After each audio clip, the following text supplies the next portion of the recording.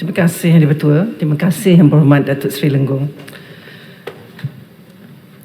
Yang Berhormat, sebarang pelaksanaan PKP diperketatkan atau lockdown bergantung kepada situasi mengambil kira penilaian risiko jangkitan COVID-19 oleh KKM meliputi kadar peningkatan kes, taburan kes positif, kepadatan penduduk, kewujudan tempat-tempat awam serta keadaan sosio-demografi penduduk di mana penilaian risiko yang dibuat bagi setiap kawasan adalah berbeza-beza Yang Berhormat.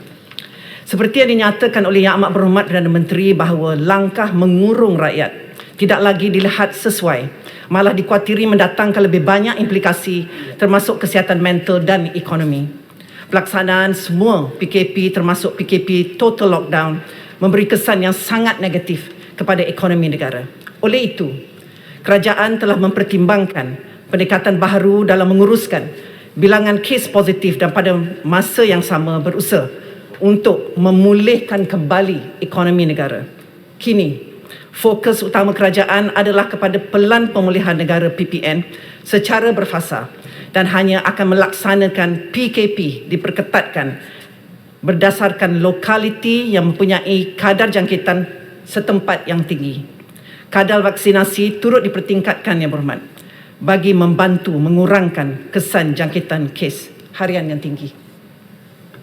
Sila soalan tambahan. Terima kasih pertama. jawapan Yang Awak Menteri.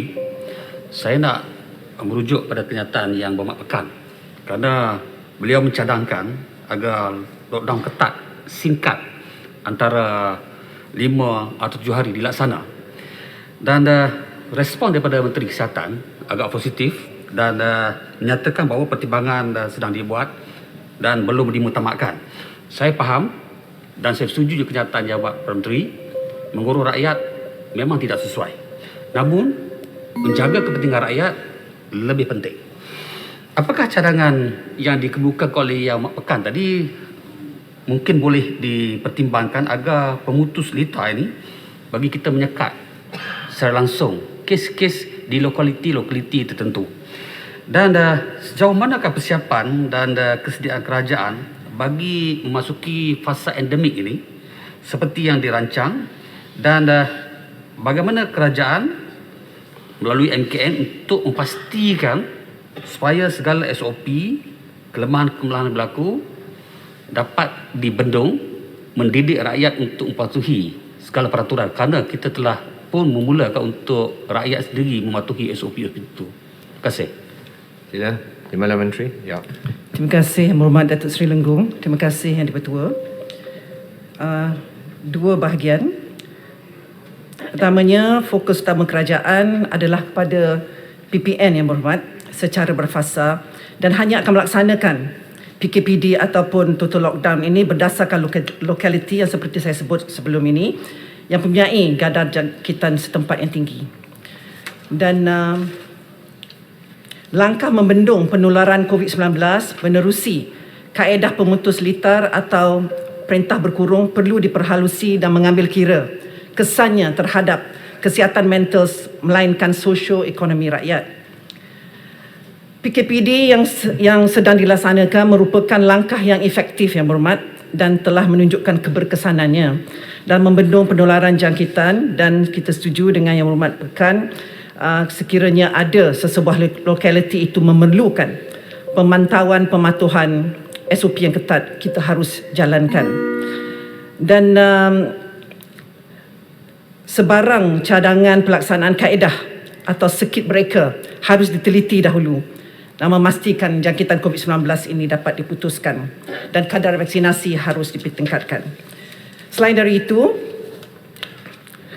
peralihan fasa pandemik ke fasa endemik selaras dengan hakikat bahawa virus ini telah wujud bersama-sama masyarakat.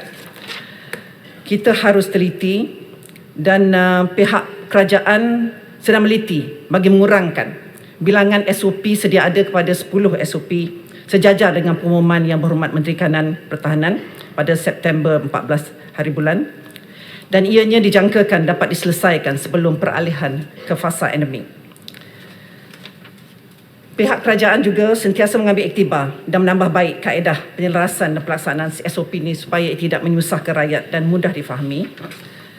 Dan rakyat juga diharapkan dapat terus mengamalkan norma baru dengan protokol kesihatan yang telah ditetapkan secara self-responsibility dengan izin.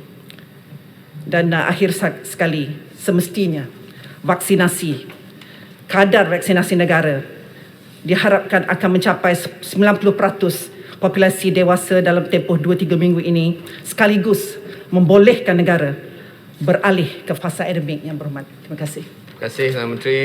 Soalan tambahan kedua, saya jemput Yang Berhormat Padang Serai. Terima kasih Yang di-Pertua, terima kasih Timbalan Menteri. Soalan saya, apakah langkah kerajaan dalam membantu perniagaan kecil untuk hidup kembali di saat kes baru masih tidak terkawal? Terima kasih Yang di-Pertua, terima kasih Timbalan Menteri. Sila Timbalan Menteri. Yang Berhormat Padang Serai, soalan yang berhormat itu sebenarnya boleh dijawab depending on di mana peniaga-peniaga kecil itu berada. Sekiranya berada di kawasan kerajaan tempatan, semestinya di bawah KPKT, ya, dan juga usahawan di bawah Kementerian Usahawan, dan juga hal-hal di kampung-kampung, peniaga-peniaga kecil di kampung juga kita akan ia di bawah usaha-usaha agensi-agensi tertentu. Tapi dalam masa yang sama, yang berhormat, saya berasa kita harus melihat kepada norma-norma baru yang mesti dianjurkan di kalangan masyarakat. Selagi rakyat tidak memahami itu, apa saja perniagaan ataupun hal-hal berkaitan sosial rakyat susah untuk dijalankan dengan selamat. Jadi saya menganjurkan di sini kepada Yang Berhormat Padang Serai dan juga sahabat-sahabat ahli-ahli parlimen semua bahawa kita memperkasakan usaha di bawah Kementerian Tugas Khas, iaitu program Ejen Basmi COVID-19, ABC-19. Saya ingin membaca sikit perkara ini, iaitu ia dilaksanakan di bawah program pemerkasaan komuniti bertujuan untuk meningkatkan usaha komuniti dalam menangani ancaman penularan COVID-19. Kepimpinan komuniti seperti penghulu, ketua kampung, ketua-ketua agama, ketua rumah panjang, Jatuan Kuasa Pembangunan dan Keselamatan Kampung JPKK, Jatuan Kuasa Pembangunan dan Keselamatan Kampung Persekutuan, Jatuan Kuasa Pembangunan dan Keselamatan Kampung Orang Asli, semua harus mengambil bahagian. Itu yang penting, Yang Berhormat, iaitu rakyat harus memahami, harus membudayakannya dan harus menghayati dan hidup dalam keadaan norma baru ini. Terima kasih. Terima kasih Perdana Menteri.